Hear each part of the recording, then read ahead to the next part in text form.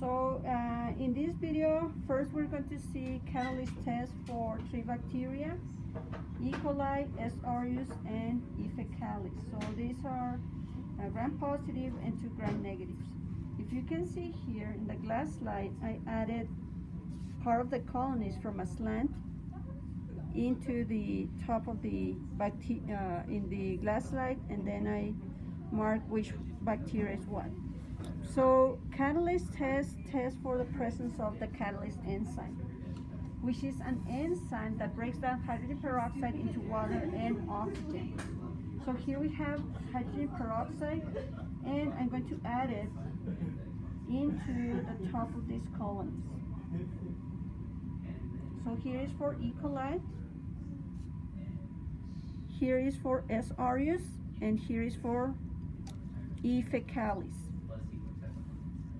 So if you see here for S. aureus we have bubbling, it is because this bacteria has catalase enzyme, so it's catalase positive.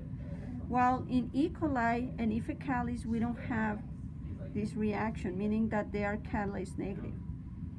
And catalase enzyme is then an enzyme that helps for bacteria to get rid of oxygen that it is not good, like radicals of oxygen or hydrogen peroxide. So one way to neutralize this oxygen from hydrogen peroxide is by having this enzyme. Now, along with this video for the catalase test, we're going to see what happened with the results from last week's experiment. So here we have the results for E. coli, E. fecalis, and S. aureus. So remember, we grew this bacteria on mannitol salt agar, or MSA, which is this one. We grow it as well in citrate agar, which is the one in green, and we grow it in EMB, which is the one in purple color. So for MSA, only S. aureus grew. It's a mannitol fermenter, and it's a halophile. So if you see the top, so you can see here this bacteria. The colonies are yellow in color. And then for citrate, all of them are citrate negative. So no bacteria turned the color of the media from green to blue. And then for EMB, we don't have any growth of bacteria in any of these. And now for this phenol red, so here we have a negative control, so we don't have any growth of bacteria. And then in here we have E. fecalis, S. aureus, and E. coli.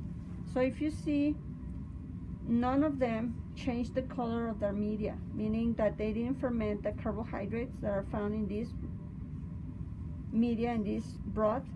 And we don't have, of course, since we don't have fermentation of carbohydrate, we don't have production of gas. So if you listen, so here inside we have like a little tube inverted into this media, and then this tube, it was used, or it is used for having the trapping of the gas that is produced by the fermentation of the carbohydrates. This tube is called Durham tube or Durham chamber. But since we don't have any fermentation of this media, we don't have a change in the red color to yellow, we don't produce any of this gas. So we don't have any gas inside these chambers. Moreover, the media turned from red color to kind of darker red or almost purple because this media is turning alkaline. So just the results is basically no fermentation of carbohydrates and no production of gas for all the 3, E. fecalis, S. aureus, and E. coli. So this is all for this video. Bye-bye.